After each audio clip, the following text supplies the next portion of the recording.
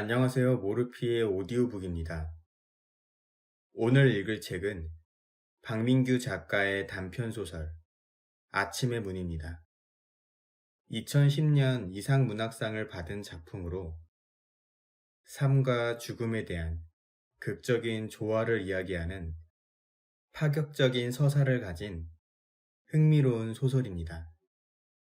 듣다 잠드셔도 좋습니다. 아침의 문. 언제 어디서. 모택동은 말했다. 혁명은 결코 우아함과 예의 따위와는 어울릴 수 없는 것이라고. 모택동이 누군지는 몰라도 순간 고개가 끄덕여지는 말이다. 패션 레볼루션.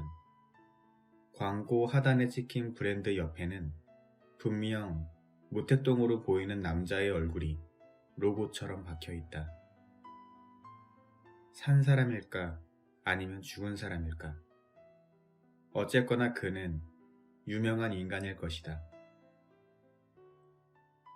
광고의 메인엔 머리를 빡빡 민 여자가 서 있다. 버튼 2개를 풀어헤친 청바지가 의상의 전부이고 하얀 아랫배와 조그만 배꼽, 기다란 여체의 라인을 따라 깨알 같은 모의 말들이 줄줄이 적혀 있다. 괄호 열고, 혁명이란 사교 모임의 만찬이나 문학 작품을 집필하는 것, 또는 회화를 그리거나 자수를 놓는 것이 아니다. 혁명은 그 자체가 바로 폭력적인 행동이다. 괄호 닫고. 그렇군. 하고 나는 중얼거린다. 어쩌면 모는 이 청바지 회사의 설립자일지도 모르겠다. 말하자면 저 KFC의 영감 같은. 그렇다 치자. 아니, 당신 말이 맞아. 무릎 위에 잡지를 내려놓고도 나는 한동안 멍하니 변기에 앉아있다. 뒤를 닫기도 귀찮고 물을 내리기도 귀찮다. 별 생각도 없이 나는 자위를 시작한다. 다리를 벌리고 선 잡지의 여자 때문이 아니다. 말하자면 나는 오히려 천장을 보고 있다. 형광등. 그렇다, 형광등이 보인다. 나는 흔든다. 나를 흔든다. 회화를 그리거나 자수를 놓듯. 그리고 나는 사정을 한다. 그냥 그뿐이다. 어떤 이상한 나라의 지도 같은 얼룩이 흰 피부의 여자와 모택동의 얼굴을 덮고 있다. 누르스름한 혹은 푸르스름한 정액의 반도. 정충의 섬들을 바라보다 떡이나 지겠지. 나는 잡지를 덮어버린다. 물을 내리고 뒤를 닦는다. 소용돌이치며 사라지는 진해색의 물을 나는 말없이 지켜본다. 지끈 머리가 아프다.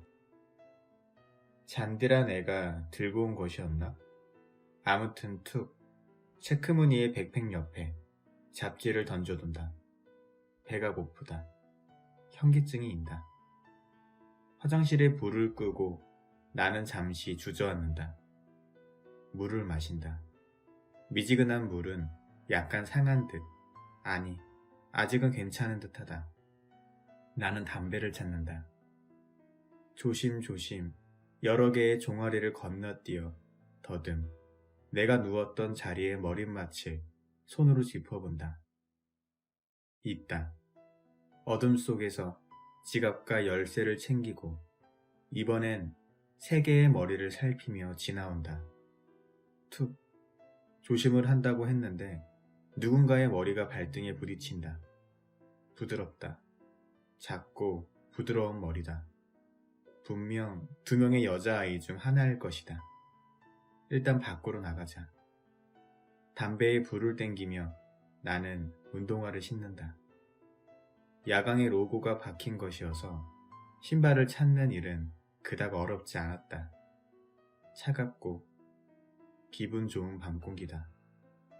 거의 이틀째 먹은 게 없는데도 불구하고 이상할 정도로 아무렇지 않은 느낌이다. 배가 고픈 건 사실이지만 그렇다고 딱히 뭔가를 먹고 싶은 것도 아니다. 깊이 연기를 들이쉬고 나는 뱉는다. 지겹도록 봐온 밤의 풍경이다. 꽤나 널찍한 시멘트 바닥, 몇 개의 화분과 운동기구, 빨랫줄에 널린 셔츠와 옷가지들, 그리고 너머에 어둠, 작은 변화가 있다면 지금 내 방에 누워있는 새 구의 시신이 전부일 것이다. 독촉이라도 하듯 다시 배가 고파온다. 난간 너머로 꽁초를 내던지고 나는 잠시 생각에 잠겨본다. 뭘 먹을까? 나는 일단 계단을 내려선다. 문을 잠가야지. 생각도 하지 않는다. 새벽이다.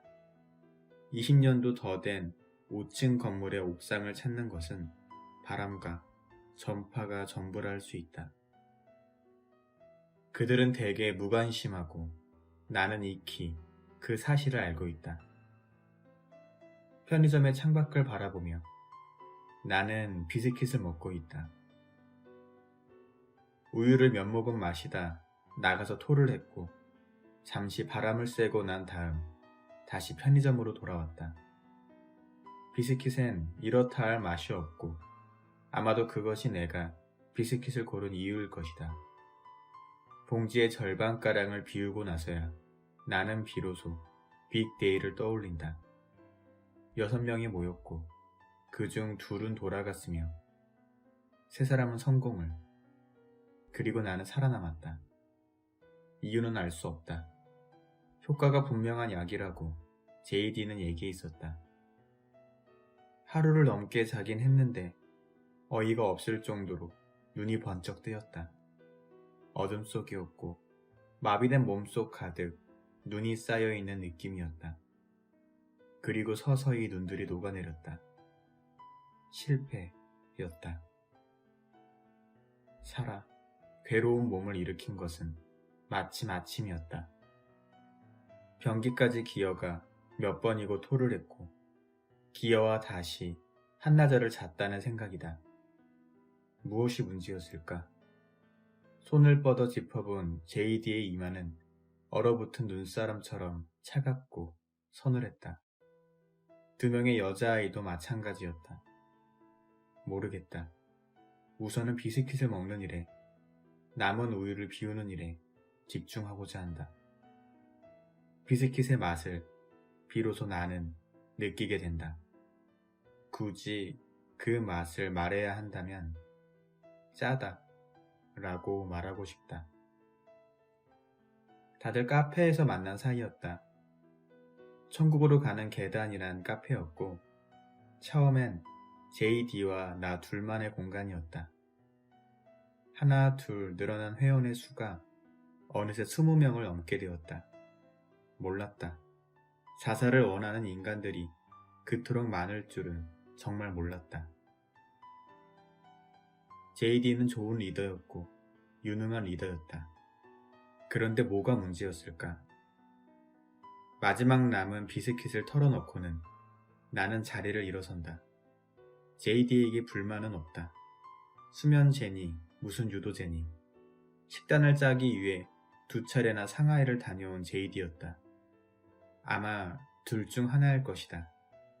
실은 말도 못하게 희귀한 특수 체질이거나 아니면 바로 재수가 없었다는 것. 늘 그랬다. 재수도 재주도 없었던 인생. 텅 빈 우유팩을 쓰레기통에 버리고 나는 담배를 주문한다. 그리고 또 순간 접착제를 산다. 괜찮으세요? 거스름 돈을 건네주며 여직원이 물었다. 뭐가요? 아까 저기서 토했잖아요. 아, 그거. 하고 나는 고개를 끄덕인다. 신기하다. 남에게 관심을 가지는 인간이 다 있다니. 언제부터 인간이 남에게 관심을 가졌다고 이러는 걸까?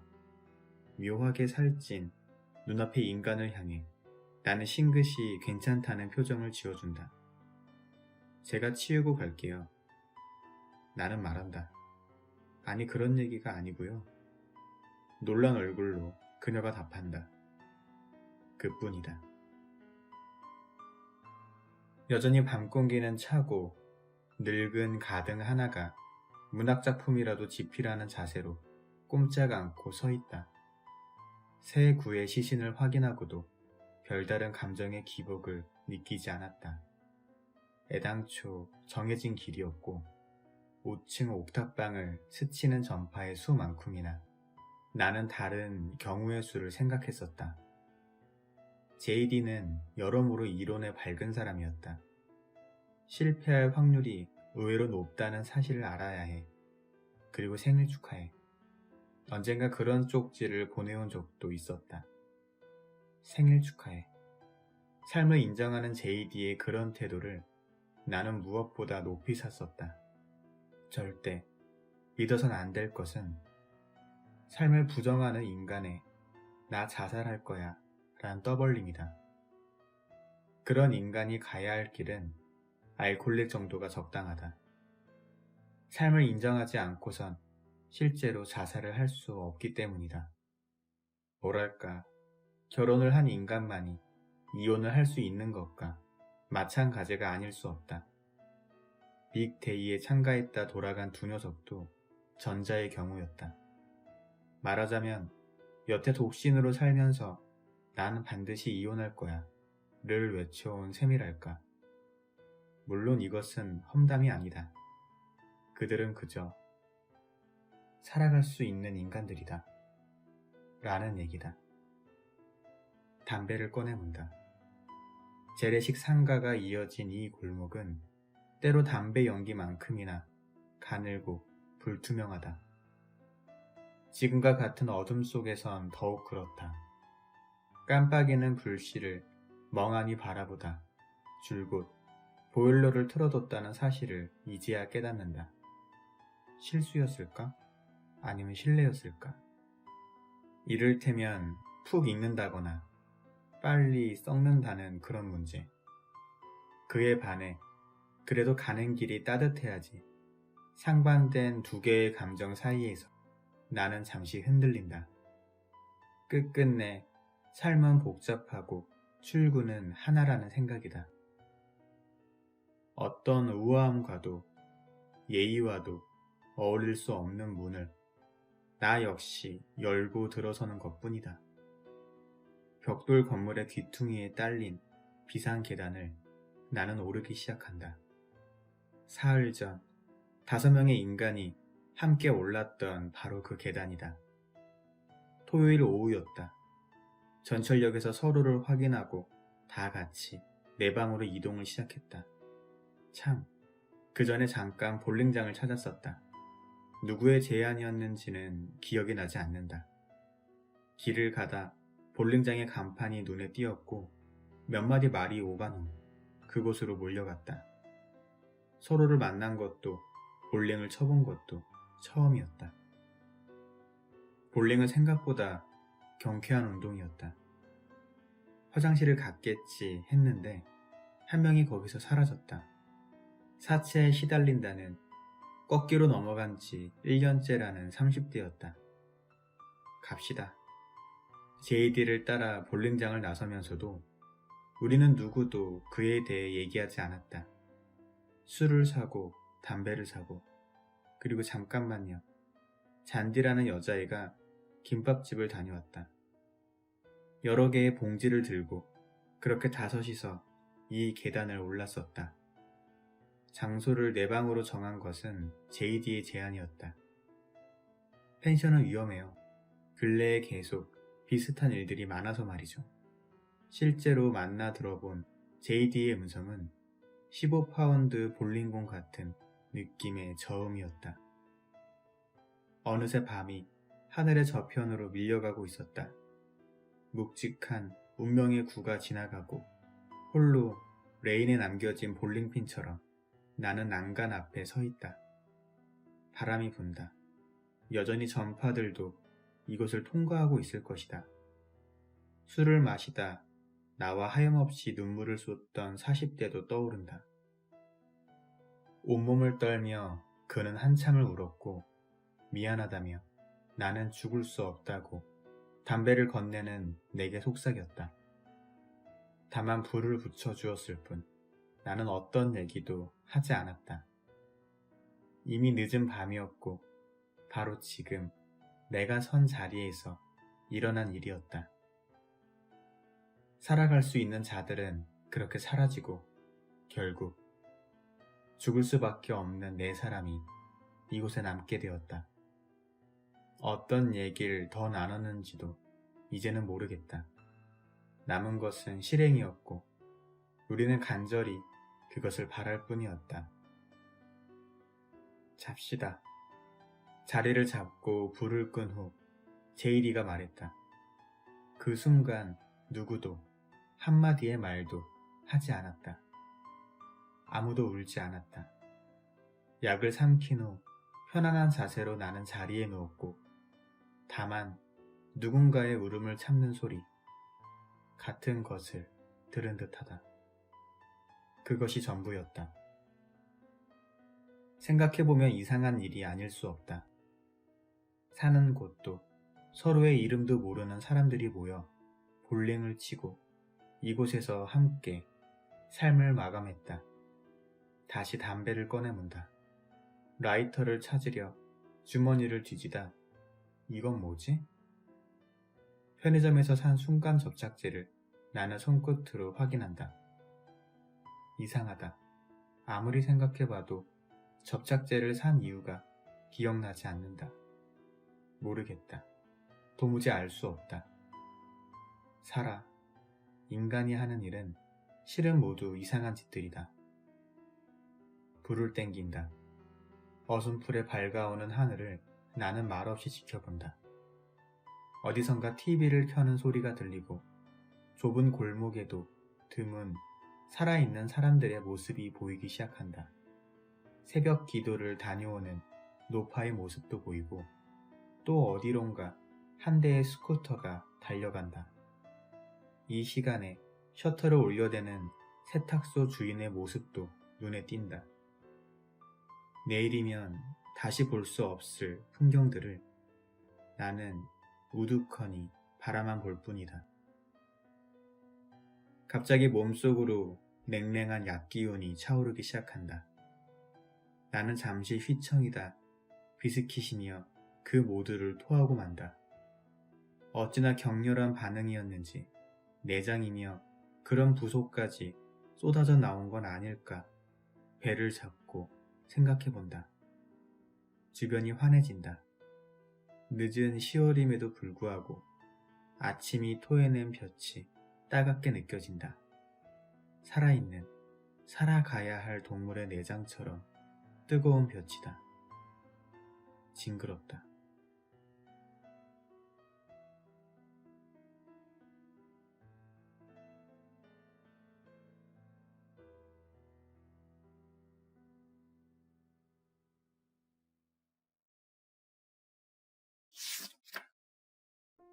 누가 무엇을? 그녀는 지금 창고에 들어와 앉아 있다. 손님이 없는 새벽이고 설사 누가 온다 해도 벨소리를 듣고 나가면 된다는 생각이다. 창고의 문을 반쯤 열어놓은 채 그녀는 유니폼을 축혀 올린다. 압박 분대를 끄르고 휴 기나긴 숨을 내쉰다. 의자도 없는 좁은 공간이지만 종이박스의 따뜻한 질감이 그녀에게 뜻밖의 위로를 가져다 준다. 무엇보다 CCTV에 잡히지 않는 유일한 공간이다. 쏟아지는 아랫배를 두 손으로 감싸지고 그녀는 그저 멍하니 앉아있다. 지금 이 순간 어떤 미친 인간이 나타나 편의점 주변에 휘발유를 뿌린다. 그리고 불을 붙인다. 그랬으면 좋겠다고 그녀는 생각한다. 물론 그런 일은 일어나지 않는다. 편안해진 뱃속에서 무언가가 꿈틀거린다. 그녀는 단 한 번도 꿈틀거리는 그 무엇에 이름을 붙여준 적이 없다. 9개월을 넘긴 지금까지 그랬다.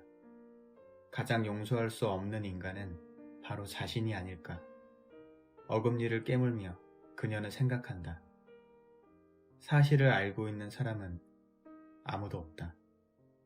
진단서를 떼오라고 미친년아. 사실을 알아야 할 단 한 명의 인간은 그렇게 소리쳤었다.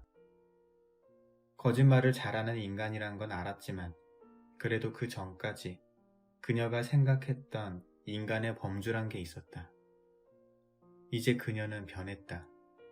인간의 범주가 얼마나 넓은 것인가를, 머리채를 잡히고 폭행을 당하던 바로 그 순간 똑똑히 알게 되었다.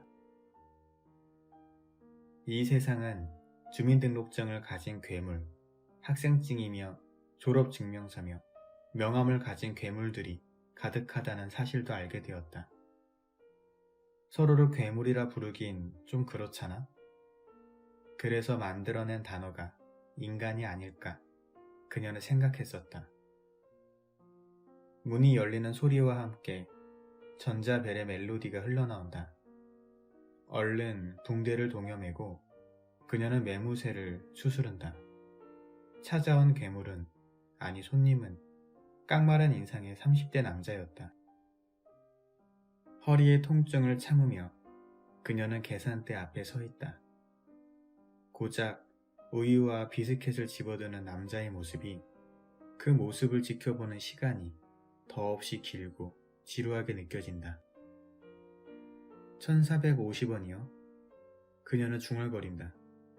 빨리 갔으면 하는 그녀의 바람과는 달리 남자는 의자에 앉아 우유를 마시기 시작한다. 시발 하여가네 하고 그녀는 속으로 중얼거린다. 우유를 마시던 남자가 느닷없이 편의점을 뛰쳐나간다. 우역하는 소리가 그녀의 귀에까지 시발 하여간에 들려온다. 그녀는 입도 없이 심하던 때의 악몽을 떠올린다. 그러면 안 되는데 어쩔 수 없이 잠깐 퀭한 눈의 남자가 불쌍하게 느껴진다. 그녀는 그 새끼를 떠올린다. 입에 발린 말과 손길들, 욕설과 발길질을 생각한다. 조금씩 돈을 요구할 때부터 눈치를 챘어야 했다. 아무리 술을 마셨다 해도 글쎄 콘돔 썼다니까 그따위 거짓말에 속지 않았어야 했다. 꺼내든 칼로 아랫배를 누르며 왜 병원서 못 지운대? 내가 지어줄까? 하던 목소리가 또다시 귀에 울려 퍼진다. 담배 주세요. 그리고 이것도요. 불쑥 들려온 남자의 목소리가 그래서 무서웠다.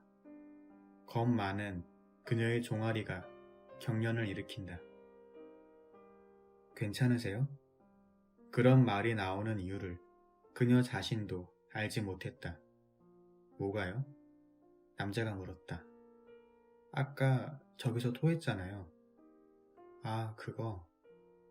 하고 남자는 고개를 끄덕인다. 그래서 치우란 얘기야? 남자가 말했다. 아니, 그런 얘기가 아니고요. 놀란 얼굴로 그녀는 답한다. 서로를 괴물이라 부르긴 좀 그렇잖아. 그런 표정을 지으며 손님이자 인간인 그 남자는 돌아섰다. 아니 실은 남자의 얼굴을 제대로 쳐다보지도 못했다. 온수기의 히터 소리가 귀에 잡힐 즈음에야 그녀는 겨우 안정을 되찾는다. 종아리의 경련이 멈추고 그녀는 다시 창고로 숨어든다. 바보 같은 년. 그녀는 스스로 질책하기 시작한다. 어금니를 깨문다. 다시금 진통이 시작된다. 부풀어 오른 배를 감싸쥐고 그녀는 엉엉 울기 시작한다. 임신일 거란 사실을 꿈에도 생각지 않았다. 애당초 생리가 불분명한 편이었고 관계를 가진 횟수도 손으로 꼽을 만한 정도였다. 아니 무엇보다 그녀는 스스로를 미련한 년이라고 생각한다. 나 때문이야. 아니 그 새끼 때문이야. 그리고 또 너 때문이야. 뱃속에서 요동치는 무언가를 향해 그녀는 소리친다. 여기 보이시죠? 뼈가 이미 형성된 단계입니다. 중절 시기를 넘기셨어요. 의사의 말이 떠오른다. 누구에게도 이 사실을 말할 수 없었다. 가족 때문이라고 그녀는 생각한다. 그녀의 부모에 대해 설명하기란 쉽지가 않다. 너그러우면서도 무자비한 존재. 간섭이 지독하나 실은 딸에 대해 무엇 하나 아는 게 없는 인간들이었다. 한 집에 살면서 서로 괴물이라 부르긴 좀 그렇잖아. 그래서 만들어낸 단어가 가족이라고 그녀는 생각했다. 차일피일 누구에게도 말할 수 없는 고통의 시간이 지나갔다. 진통이 시작된 이 순간까지 그녀는 사실을 숨기거나 외면해 왔을 뿐이다. 그녀는 울부짖는다. 고통이 심해서가 아니라 이제 무엇을 어떻게 해야 할지 몰라 우는 것이다. 그녀는 오랫동안 생각해왔다. 아니 실은 너무 많은 생각을 되풀이해왔다. 그래서 무슨 생각을 한 건지 도무지 알 수 없었다. 존나 씨발 하고 그녀는 어금니를 깨문다. 그녀는 억울하다. 도대체 왜 이런 고통을 당해야 하는지 분노가 치민다. 원치 않았던 것, 나와는 상관없는 것이 나를 아프게 한다는 사실을 견딜 수 없었다. 몰래 이상한 약을 먹어본 적도 있었다. 실패였다. 그래서 더 그녀는 불안하다. 정상인 아이가 나올 리 없을 거라 그녀는 믿고 있다. 그러면 안 되는데 그래서 조금 미안한 마음이 들었다가도 그녀는 이내 마음을 고쳐먹는다. 그녀는 다짐한다. 이제 다시는 속지 않는다고. 그리고 독하게 새 출발을 하겠다고. 나만 손해를 볼 수는 없다고 그녀는 생각한다. 진통이 멈추었다. 식은땀을 흘리며 그녀는 눈물을 닦는다. 식은땀이 그칠 때까지 눈물은 그치지 않는다. 다시 그녀는 계산대에 앉아있다. 2명의 손님이 더 다녀가고 이제 서서히 동이 터올 무렵이다. 소변이 마렵다고 그녀는 느낀다. 그래서 화장실을 갔는데 갑자기 똥이 쑥 하고 쏟아진다. 생각 없이 물을 내리고 그녀는 자신의 배가 꺼졌다는 사실을 알게 된다. 시원하게 물이 내려가는 소리, 그리고 변기엔 아무것도 남아있지 않다. 정말 똥이라고 생각했어요. 난 정말 아무것도 모르고. 그럴 수만 있다면 얼마나 좋을까 그녀는 상상해본다. 물론 그런 일이 일어날 리 없지만 그녀는 실제로 약간의 위안을 얻는다. 사고 싶은 물건들, 입고 싶은 옷들을 그녀는 떠올린다. 매대의 잡지 하나를 꺼내들고 그녀는 조심조심 페이지를 넘기기 시작한다. 광고를 보고, 아니 그녀는 광고만 읽는다. 그리고 다시 책을 매대에 꽂아 놓는다. 이제 곧 점장이 올 시간이다. 이상할 정도로 배가 편안해졌으므로 소변이 아니었나 봐. 그녀는 생각한다. 아직은 캄캄한 거리를 그녀는 바라본다. 코너를 도는 차들의 불빛이 편의점의 창들을 훑고 지나간다. 우두커니 선 채 껌을 씹다가 아, 춤추고 싶어 라고 그녀는 생각한다. 늘 그랬듯 점장은 잔소리를 늘어놓는다. 찢어질 듯 배가 아픈 건 그 때문일지도 모른다고 그녀는 길을 걸으며 생각한다. 저런 놈이랑 사는 년은 어떨까? 분명 돈 보고 결혼했겠지. 미친년. 하고 그녀는 얼굴도 본 적 없는 점장의 부인을 향해 욕설을 퍼붓는다. 바람이 서늘하게, 아니 시리도록 차게 느껴진다. 정말 얼기라도 한 듯 그녀는 갑자기 소스라친다. 쟤 왜 저래? 주변을 지나던 서너 명의 행인들이 힐끔 그녀를 쳐다보고 지나간다. 이건 아니라고 그녀는 이를 악문 채 생각한다. 그녀는 껌을 뱉는다. 잡지에서 본 고비 사막의 옐로우, 가을은 옐로우의 대장정, 사고 싶었던 화장품의 광고를 그녀는 떠올린다. 기분이 좋아지려 그녀는 애를 쓴다. 폭 속에 고름이 찬 낙타처럼 그녀는 온몸을 떤다. 존나 씨발. 씹새끼라고 그녀는 중얼거린다. 저건 왜 저래? 황폐한 바람과 그 속에서 본 하늘이 정말이지 노래진다. 그녀는 점점 그녀라고는 할 수 없는 다른 무엇이 되어간다. 식은땀을 흘리며 그녀는 이상한 골목을 걷고 있다. 처음 와보는 골목이다. 정말 이건 아니라고 그녀는 다시 한번 생각한다. 예정일은 아직 2주나 남아있고 존나 인터넷으로 알아볼 건 다 알아봤다고 그녀는 자신했다. 그녀는 두렵고 두려우면서도 분노가 치민다. 그녀는 더 이를 악문다. 어둑한 골목의 어디선가 심한 쓰레기 냄새가 풍겨온다. 그녀는 화장실을 찾는다. 아니, 문을 열지도 않은 건물이 대부분이어서 아무튼 사람이 없을 만한 곳을 찾기 시작한다. 문이 열린 건물 하나를 그녀는 발견한다. 악 소리가 날 만큼 진통이 왔지만 그녀는 어떤 소리도 내지 않는다. 꽉 담은 입속에 고인 침이 그래서 마치 땀처럼 느껴진다. 갑자기 뭔가 뜨거운 물 같은 것이 줄줄 다리를 적시기 시작한다. 그녀는 걷는다. 걷잡을 수 없이 쏟아지는 물을 허벅지를 타고 뚝뚝 떨어지는 뜨거운 액체를 바라보며 걷는다.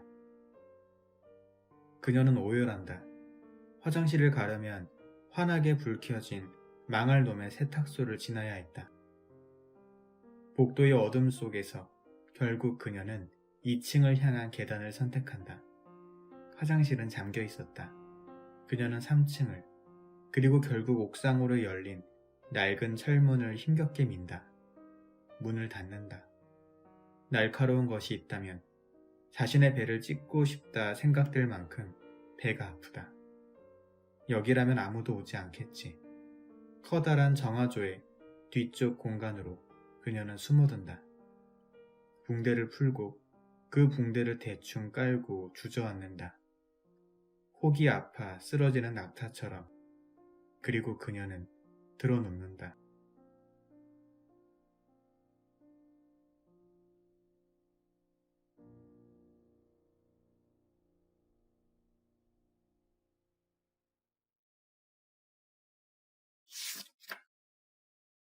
어떻게, 왜?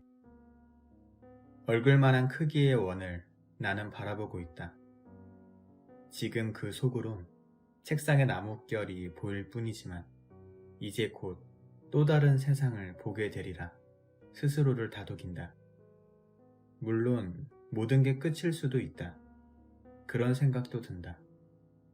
바라는 바다. 압박붕대의 매듭을 다시 한번 확인하고 나는 넥타이 속으로 슬며시 머리를 넣어본다. 눈을 감는다. 매듭의 끝을 살짝 당겨본다.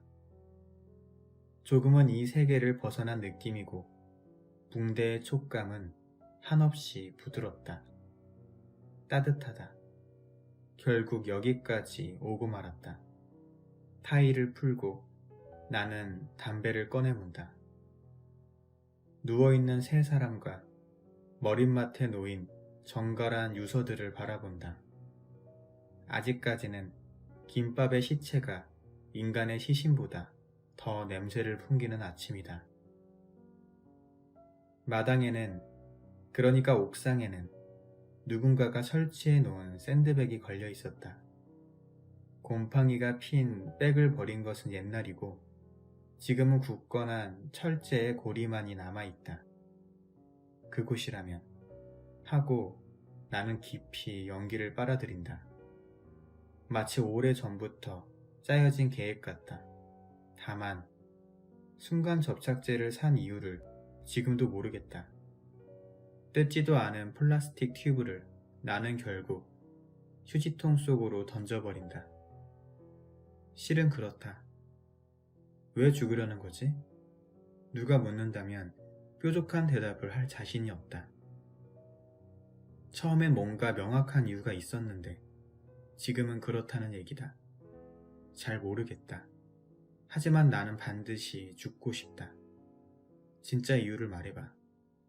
언젠가 JD가 물었을 때도 한참을 고민해야 했다. 그때 나는 뭐라고 답장을 보냈던가? 기억나지 않는다. 이유 따위는 찾고 싶지도 않다.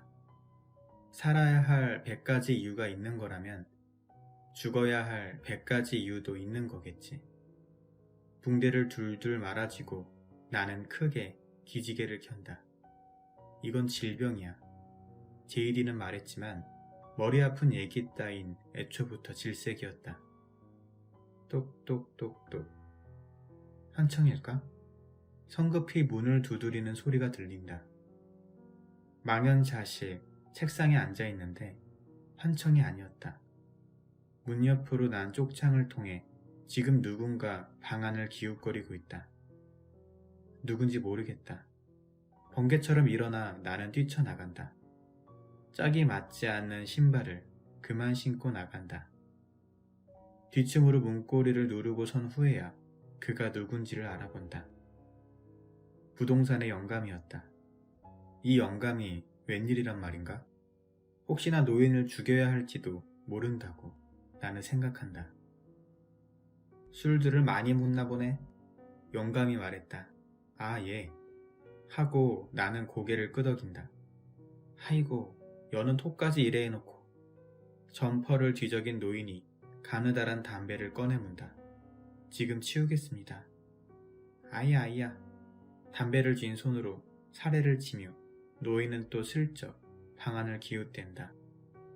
희미한 노인의 미소 속에 부러움 같은 것이 담겨 있음을 나는 느낀다. 좋을 때다. 노인은 중얼거린다. 그렇다. 당신만 없으면 모든 게 좋다고 쥐같은 눈을 쳐다보며 나는 생각한다. 어쩐 일이십니까? 나는 묻는다. 아, 할 얘기가 좀 있어서. 일 나갈까봐 고마 식전에 왔는데 나는 일단 노인을 나무 의자에 앉힌다. 노인은 이를테면 관리인인 셈이다. 건물주의 얼굴은 보지도 못했다. 계약도 이 노인과 다달이 내는 월세도 이 노인의 통장으로 들어가고 있었다. 아무리 생각해도 나는 노인을 볼 일이 없다. 월세를 미루지도 기물을 파손하지도 않았다.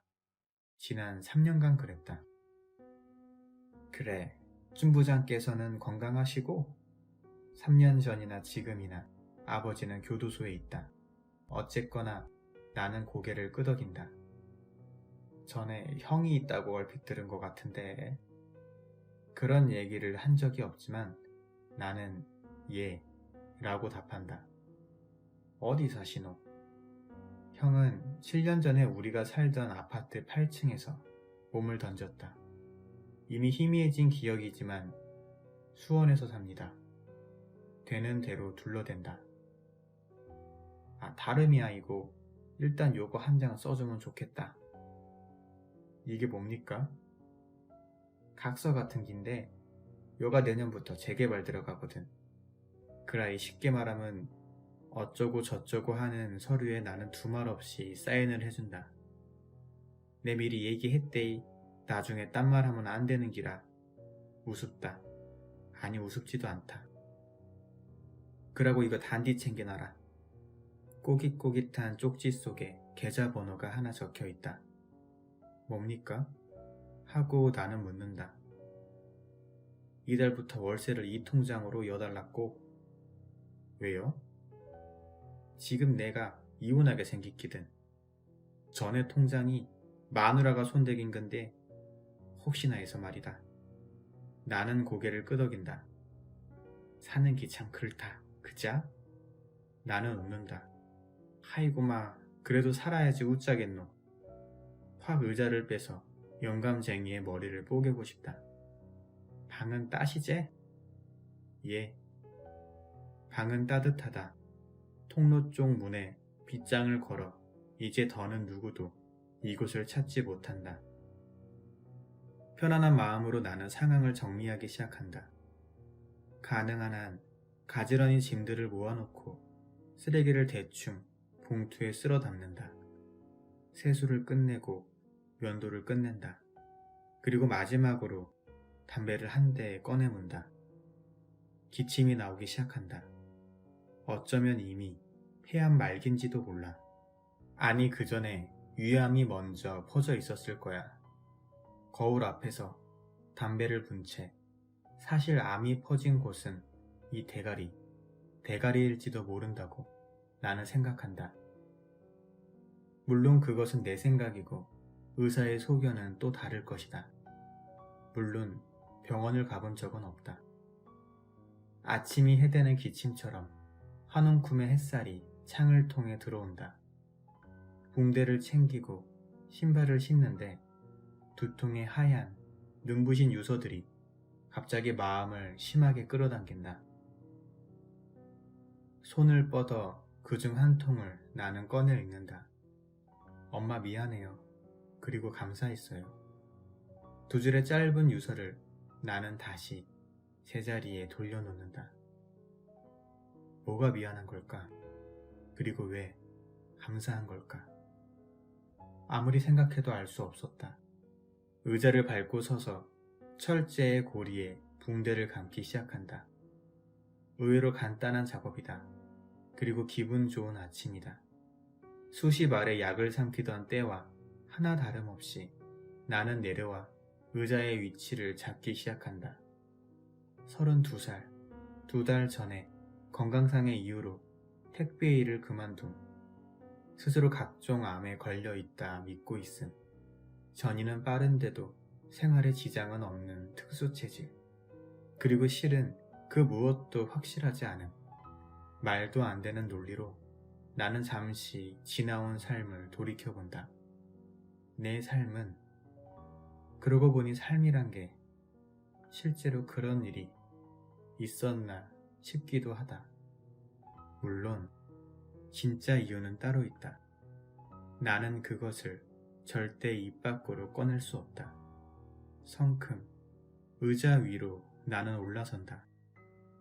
축 늘어진 타원형의 문을 열고서 나는 머리를 집어넣는다. 바람이 분다.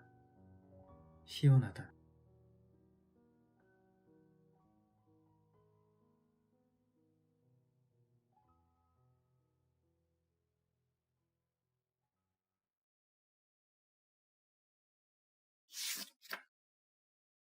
만일 하물며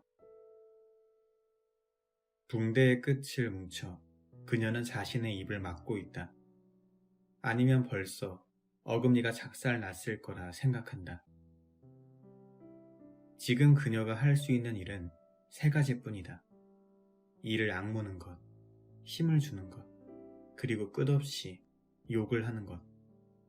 더러운 고름 같은 오랜 시간 부패한 온갖 욕들이 그녀의 내부에서 끊임없이 솟구친다. 그녀가 아는 것은 한 가지다. 난 아무 잘못도 하지 않았어. 긍정도 부정도 하지 않는 바람만이 이마의 땀을 식혀주며 그녀의 출산을 돕고 있다. 오래된 상가의 옥상에는 다행히 아무도 얼씬되지 않는다. 그녀는 혼자다. 그리고 곧 혼자가 아닐 것이다. 무자비한 생각과 너그러운 근육이 하나 되어 조금씩 또 조금씩 뱃속에 무언가를 내보내기 시작한다. 붉게 부푼 타원형의 문이 열리고 입구는 곧 거의 완벽한 원의 형태를 갖추기 시작한다. 손을 뻗어 지금 막 머리를 내민 무언가를 그녀는 만져본다. 그녀는 미칠 것 같다. 어금니가 물고 있는 붕대의 끝에서 피맛이 감돌기 시작한다. 그녀는 잠깐 하늘을 본다. 눈을 감고 다시 하늘을 보고 눈을 감기를 반복한다. 그녀는 울부짖는다. 지금 이 순간 골목 어딘가에서 가스가 폭발한다. 출근 시간이고 또 늘어선 가판들이 소방차의 진입을 가로막는다. 한순간 모든 게 끝장나고 누구도 자신의 흔적을 찾지 못한다. 눈을 감고 또 하늘을 보며 상상해보지만 물론 그런 일은 일어나지 않는다. 세상은 그녀의 육체만큼이나 너그럽고 운명은 그녀의 생각만큼이나 무자비하다. 그런 그녀와 지금 머리를 내민 그녀의 아이를 그는 지켜보고 있다. 목에 붕대를 두른 채로 그러나 여전히 의자를 딛고 선 채 보고 있다. 10분도 더 시간이 흘렀다는 생각이다.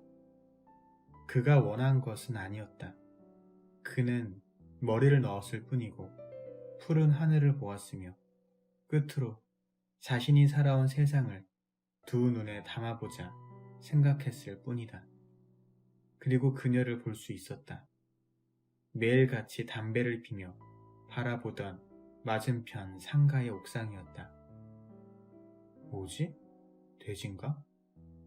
처음엔 눈을 의심했지만 곧 다리를 벌리고 누워있는 여자란 사실을 알 수 있었다. 모르는 여자였다. 게다가 시체도 아니었다.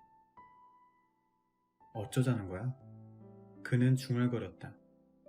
얼굴을 알아볼 만큼 가까운 거리도 아닌데 그녀의 다리 사이 칙칙한 문틈으로 머리를 내민 무언가를 볼 수 있었다.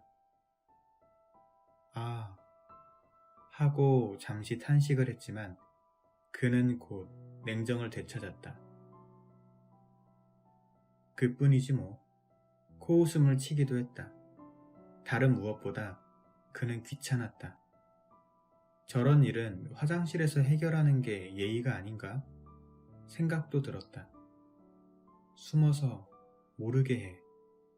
제발 모르게 하란 말이야. 생각도 들었다. 아니, 맘대로 하셔. 그리고 시간이 지난 것이었다. 불쑥 튀어나오는 머리를 그는 그만 보고 말았다. 그 무언가와 그래서 왠지 눈을 마주친 기분이다. 이상하리 많지 선명한 눈, 코, 입과 얼굴을 볼 수 있었다. 서로의 문 밖으로 얼굴을 내민 채 이곳을 나가려는 자와 그곳을 나오려는 자는 그렇게 서로를 대면하고 있었다. 얼마나 시간이 지났을까? 왜? 라는 물음을 가슴속에 울리며 그는 여전히 의자 위에 서 있다. 그리고 보았다. 스르르 끝끝내 문을 열고 나오는 무언가를 볼 수 있었다. 쏟아지듯 혹은 엎질러지듯 나오는 팔과 다리, 아주 작은 손가락과 발가락을 멀리서도 볼 수 있었다. 여자아이란 사실마저 알 수 있었고 인간은 태어나는 것이 아니라 엎질러지는 거라는 사실을 알 수 있었다. 그런 사실을 모른 채 그녀는 겨우 정신을 수습하기 시작한다. 입속에 붕대를 꺼내고 이마에 땀을 닦기 시작한다. 아이가 운다. 아이가 울므로 그녀는 덜컥 겁이 난다. 존나 하고 그녀도 흐느낀다. 지금껏 느껴온 공포와는 또 다른 성질의 공포가 지친 그녀를 범하기 시작한다. 아이를 쳐다볼 용기가 나지 않는다. 서로를 괴물이라 부르긴 그렇잖아. 그런 표정으로 그녀는 울고 숨을 몰아쉴 뿐이다. 내 잘못이 아니야. 내 잘못이 아니라고. 그녀는 속으로 중얼거린다. 그녀는 이를 악문다. 용기를 낸다. 그것이 너그러운 것인지 무자비한 것인지를 바람도 섣불리 판단하지 못한다. 그녀는 결국 아이를 바라본다. 그리고 안아든다. 그러면 안 되는데 그녀는 잠시 아이가 귀엽다는 생각을 한다. 바람이 스치듯 잠시 그랬다. 사람이 올지 모른다는 두려움이 다시금 그녀를 범하기 시작한다. 두려움의 등 뒤에는 빨리 일을 처리해야 한다는 강박이 짙고 끈적한 그림자처럼 드리워져 있었다. 그녀는 재빨리 주변을 둘러본다. 어금니를 깨물고 그리고 마지막으로 아이를 한 번 더 바라본다. 어딘가 모르게 기형일 거야. 그녀는 생각하지만 아이는 기형이 아니다. 어딘가 숨길 곳을, 아니, 아이의 목을 그녀는 바라본다.